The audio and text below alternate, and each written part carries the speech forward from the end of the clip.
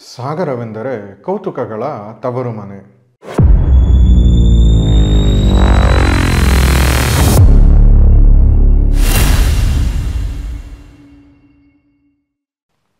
ನಮಸ್ಕಾರ. 64 ಚಾನೆಲ್ಗೆ ಸ್ವಾಗತ. ನಾನು ಚಂದನ್. ನೀವು ಇಂಟರ್ನೆಟ್ ಜಾಲಾಡಿದ್ರೆ ಅದರಲ್ಲಿ ಕನ್ನಡದ ಕಂಟೆಂಟು ತುಂಬಾ ಕಮ್ಮಿ.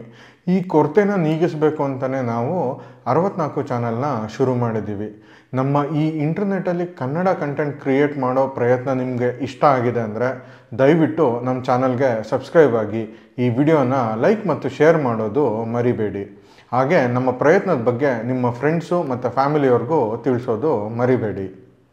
ನೀವು ಅಂದ್ಕೊಂಡಿದ್ದನ್ನು ಸಾಧಿಸೋಕ್ಕೆ ಅಥವಾ ನಿಮ್ಮ ನಂಬಿಕೆ ಸಿದ್ಧಾಂತನ ಪ್ರೂವ್ ಮಾಡೋಕ್ಕೆ ನೀವು ಯಾವ ಎಕ್ಸ್ಟೆಂಟ್ವರೆಗೂ ಹೋಗ್ತೀರಾ? ಒಂದು ಸೆಕೆಂಡು ಯೋಚನೆ ಮಾಡಬೇಕಾಗಿರೋ ವಿಷಯನೇ.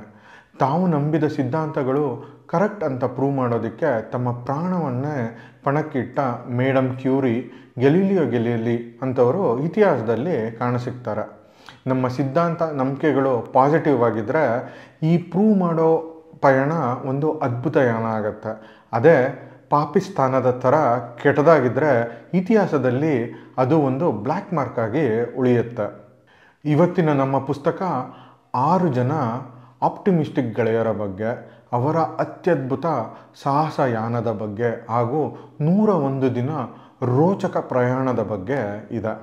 ನಾವು ಓದಿದ ವಿಭಾಗದಲ್ಲಿ ಇವತ್ತು ನಾವು ಪರಿಚಯ ಮಾಡ್ತಾ ಇರೋ ಪುಸ್ತಕ ಥಾರ್ ಹೈರ್ಡಾಲ್ ಅವರ ಕಾಂಟಕಿ ಎಕ್ಸ್ಪೆಡಿಷನ್ ಪುಸ್ತಕದ ಭಾವಾನುವಾದ.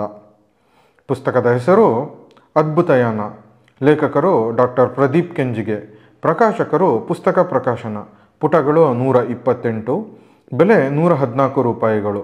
Genre adventure. ಥಾರ್ ಹೈರ್ಡಾಲ್ ಒಬ್ಬ ಝೂವಾಲಜಿಸ್ಟು. ಮೂಲತಃ ಅವನು ನಾರ್ವೆ ಅವನು. ಒಂದು ಸತಿ ಅವನು ತನ್ನ ಗರ್ಲ್ಫ್ರೆಂಡ್ ಜೊತೆ ಪಾಲಿನೇಷನ್ ದ್ವೀಪಕ್ಕೆ ಹೋಗ್ತಾನೆ. ಭೂಮಿಯಿಂದ 4000 ಮೈಲಿ ದೂರ ಇರೋ ಈ ದ್ವೀಪಕ್ಕೆ ಮನುಷ್ಯರು ಹೇಗೆ ಬಂದರು ಅನ್ನೋ ಒಂದು ಪ್ರಶ್ನೆ ಅವನಿಗೆ ಕಾಡುತ್ತೆ. ಅಫ್ಕೋರ್ಸ್ ಯುರೋಪಿಯನ್ನರು ಹಡಗಲ್ಲಿ ಬರ್ತಾರೆ, ಬಟ್ ಅವ್ರು ಬರೋದಕ್ಕೂ ಮುಂಚೆ ಅಲ್ಲೊಂದು ನಾಗರಿಕತೆ ಇತ್ತು. ಭೂಮಿಯಿಂದ 4000 ಮೈಲಿ ದೂರ ಇರೋ ಆ ದ್ವೀಪಕ್ಕೆ ಆ ಕಾಲದಲ್ಲಿ ಜನ ಹೇಗೆ ಬಂದರು ಅನ್ನೋ ಒಂದು ಕೌತುಕ ಅವನಲ್ಲಿ ಉಳಿಯುತ್ತೆ. ಇದ್ರ ಬಗ್ಗೆ ಅವನು ರಿಸರ್ಚ್ ಮಾಡ್ತಾ ಹೋದಾಗ ಈ ಪಾಲಿನೇಷನ್ ದ್ವೀಪಕ್ಕೆ ಅತಿ ಹತ್ತಿರದ ಭೂಭಾಗ ಅಂದರೆ ಅದು ಪೆರು. ಸೊ ಹಂಗಂದರೆ ಈ ಪಾಲಿನೇಷನ್ ದ್ವೀಪಕ್ಕೆ ಪೆರುವಿಂದನೇ ಜನ ಬಂದಿರಬೇಕು. ಬಟ್ ಆಗಿನ ಕಾಲದಲ್ಲಿ ಈ 4000 ಮೈಲಿನ ಅವರು ದಾಟಬೇಕು ಅಂದರೆ ಈಗಿನ ಥರ ಮಾಡ್ರನ್ ಹಡಗುಗಳಿರಲಿಲ್ಲ. ಅದಿದ್ದಿದ್ರೆ ದಾಟ್ತಾಯಿದ್ರು. ಸೊ ಬರೀ ತೆಪ್ಪದಲ್ಲೇ ಅವರು ಪೆರುವಿಂದ ಪಾಲಿನೇಷನ್ ದ್ವೀಪಕ್ಕೆ 4000 ಮೈಲಿ ದೋಣಿ ನಡೆಸ್ಕೊಂಡು ಬಂದ್ರ ಅನ್ನೋ ಕ್ವಶನ್ನು ಇವನಿಗೆ ಕಾಡುತ್ತೆ. ಹೈರ್ಡಾಲ್ ಇದ್ರ ಬಗ್ಗೆ ರಿಸರ್ಚ್ ಮಾಡ್ತಾ ಹೋಗ್ತಾನೆ. ಕಡೆಗೆ ಅವನಿಗೆ ಒಂದು ವಿಷಯ ಗೊತ್ತಾಗತ್ತೆ. ಪೆರು ದೇಶದ ಕೆಂಟಕಿ ರಾಜ ಯಾರ್ದೋ ದಾಳಿಗೆ ಎದುರುಕೊಂಡು ಪ್ರಾಬಬ್ಲಿ ಅವನು ಪಲಾಯನ ಮಾಡಿ ಈ ದ್ವೀಪಕ್ಕೆ ಬಂದ ಅನ್ನೋದು ಅವನಿಗೆ ಕನ್ಫರ್ಮ್ ಆಗ್ತಾ ಹೋಗುತ್ತೆ. ಬಟ್ ಇದನ್ನು ಪ್ರೂವ್ ಮಾಡೋಕ್ಕೆ ಅಂತಲೇ ಅವನು ಮತ್ತು ಅವನ 5 ಜನ ಫ್ರೆಂಡ್ಸು ಪೆರು ದೇಶದಿಂದ ಪಾಲಿನೇಷನ್ ದ್ವೀಪಕ್ಕೆ ಆಗಿನ ಕಾಲದಂಗೆ ಬಾಲ್ಸ ಮರದ ದಿಮ್ಮಿಗಳಿಂದ ಮಾಡಿದ ತೆಪ್ಪದಲ್ಲಿ ಪ್ರಯಾಣ ಮಾಡೋದಕ್ಕೆ ಅನುವಾಗ್ತಾರೆ. ಇವರಿಗೆ ಜೊತೆಯಾಗಿ ಒಂದು ಗಿಣಿ ಕೂಡ ಬರುತ್ತೆ. ಅವರು ಅವರ ತೆಪ್ಪಕ್ಕೆ ಕಾಂಟಕಿ ಅಂತ ಕೂಡ ಹೆಸರಿಡ್ತಾರೆ. ಸುಮಾರು 100 ದಿನಗಳವರೆಗೂ ಅವರು ಈ ಪ್ರಯಾಣವನ್ನು ಮಾಡ್ತಾರೆ. ತಮ್ಮ ಈ 100 ದಿನಗಳ ಪ್ರಯಾಣದಲ್ಲಿ ಅವರು ಪೆಸಿಫಿಕ್ ಸಾಗರದ ಹಲವಾರು ವಿಚಿತ್ರ ಪ್ರಾಣಿಗಳನ್ನ ನೋಡ್ತಾರೆ. ಶಾರ್ಕ್ ಆಗಿರ್ಬೋದು, ತಿಮಿಂಗ್ಲ ಆಗಿರ್ಬೋದು, ತರೇವಾರಿ ಫಿಶ್ ಆಗಿರ್ಬೋದು, ಮತ್ತು ಯಾರು ನೋಡದೇ ಇರೋವಂಥ ವಿಚಿತ್ರ ಪ್ರಾಣಿಗಳನ್ನ ಕೂಡ ಅವರು ನೋಡ್ತಾರೆ. ಆ್ಯಂಡ್ ಅಫ್ಕೋರ್ಸ್ 100 ದಿನ ಭೂಮಿಯ ದರ್ಶನನೇ ಇಲ್ಲದೆ ಟ್ರಾವೆಲ್ ಮಾಡಬೇಕು ಅಂದರೆ ಸುಮಾರು ಜನಕ್ಕೆ ಹುಚ್ಚೆ ಹಿಡಿದು ಬಿಡುತ್ತೆ. ಅಂಥದ್ರಲ್ಲಿ ಈ 5 ಜನ ಗೆಳೆಯರು ಒಬ್ರಿಗೊಬ್ರು ಮೋಟಿವೇಟ್ ಮಾಡಿಕೊಂಡು ತಮ್ಮ ಗುರಿಯನ್ನು ಮುಟ್ಟೋದಕ್ಕೆ ಸಫಲರಾಗ್ತಾರೆ. ಈ ಪ್ರಯಾಣದಲ್ಲಿ ಅವರು ಹಲವಾರು ಚಂಡಮಾರುತಗಳನ್ನು, ದೊಡ್ಡ ಅಲೆಗಳನ್ನು ಎದುರಿಸ್ತಾರೆ. ಆದರೂ ಎದೆಗುಂದದೆ ತಮ್ಮ ಗುರಿಯತ್ತ ಪ್ರಯಾಣ ಮಾಡ್ತಾರೆ. ಇದು ಒಂಥರ ಇನ್ಸ್ಪೈರಿಂಗ್ ಅಲ್ವಾ? ಮನುಷ್ಯ ಮನಸ್ಸು ಮಾಡಿದರೆ ಏನು ಬೇಕಾದರೂ ಸಾಧಿಸ್ಬೋದು ಅನ್ನೋದಕ್ಕೆ ಇದಕ್ಕಿಂತ ಒಂದು ಒಳ್ಳೆ ಎಕ್ಸಾಂಪಲ್ ಇಲ್ಲ. ಹಾಗೆ ಇವರ ಎಕ್ಸ್ಪೆಡಿಷನ್ನು ಮುಂದೆ ಹಲವಾರು ಜನರ ಬೇರೆ ಎಕ್ಸ್ಪೆಡಿಷನ್ಗಳಿಗೆ ಇನ್ಸ್ಪೈರ್ ಮಾಡ್ತು ಅಂತ ಕೂಡ ನಾವು ಹೇಳ್ಬೋದು. ಈ ಕತೆ ಒಂಥರ ಇನ್ಸ್ಪಿರೇಷನ್ ಆದರೆ ಪ್ರದೀಪ್ ಕೆಂಜಿಗೆ ಅವರ ಬರಹ ಇನ್ನೊಂಥರ ಇನ್ಸ್ಪಿರೇಷನ್ನು. ಕನ್ನಡದಲ್ಲಿ ಯಾರಾದರೂ ಬರವಣಿಗೆನ ಶುರು ಮಾಡಬೇಕು ಅಂತ ಇದ್ದರೆ ಇವ್ರ ಹತ್ರ ಕ್ಲಾಸ್ ತಗೊಳ್ಳೋದು ಬಹಳ ಒಳ್ಳೆಯದು. ಅಷ್ಟು ಚೆನ್ನಾಗಿ ಟ್ರಾನ್ಸ್ಲೇಟ್ ಮಾಡಿದ್ದಾರೆ. ನೀವೇನಾದರೂ ಮುನ್ನುಡಿನ ಓದದೆ ಈ ಪುಸ್ತಕನ ಹಾಗೆ ಓದಿದ್ರೆ ಪ್ರಾಬಬ್ಲಿ ಪ್ರದೀಪ್ ಕೆಂಜಿಗೆ ಅವರೇ ಈ ಟ್ರಾವೆಲ್ ಮಾಡಿದ್ರೇನೋ ಅನ್ನೋ ಅಷ್ಟು ಒರಿಜಿನಾಲಿಟಿ ಈ ಪುಸ್ತಕದಲ್ಲಿದೆ. 128 ಪುಟ ಇರೋ ಈ ಪುಸ್ತಕನ ಓದೋದಕ್ಕೆ ಅಂತ ಕೂತ್ಕೊಂಡ್ರೆ ಒಂದು 2-3 ಅವರ್ಸಲ್ಲಿ ಮುಗಿಸ್ಬೋದು. ಬಟ್ ಕೆಲವೊಂದು ಪುಟಗಳು ಕಂಟೆಂಟು ಎಷ್ಟು ಚೆನ್ನಾಗಿದೆ ಅಂದರೆ ಮತ್ತೆ ಮತ್ತೆ ಓದಬೇಕು ಅಂತ ಅನ್ನಿಸ್ತಾ ಇರುತ್ತೆ.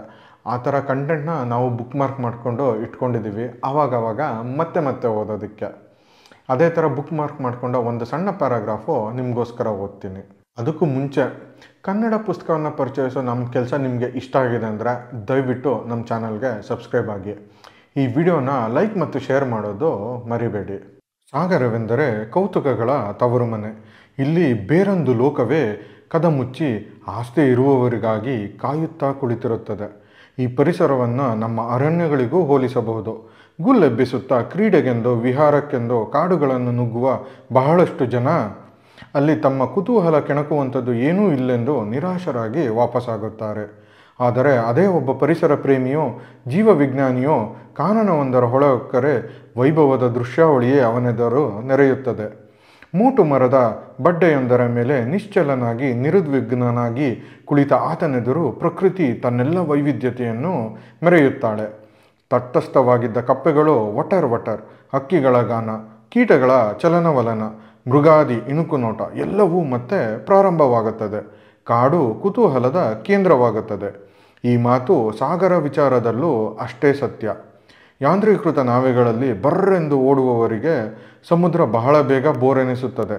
ಆದರೆ ನೀವು ತೆಪ್ಪವೊಂದರಲ್ಲಿ ನಿಶಬ್ದವಾಗಿ ತೇಲುತ್ತಿದ್ದೀರೆನ್ನಿ, ಆಗ ಕಡಲು ತನ್ನೆಲ್ಲ ವಿಸ್ಮಯಗಳ ತಿಜೋರಿಯನ್ನು ನಮಗಾಗಿ ತೆರೆಯುತ್ತದೆ.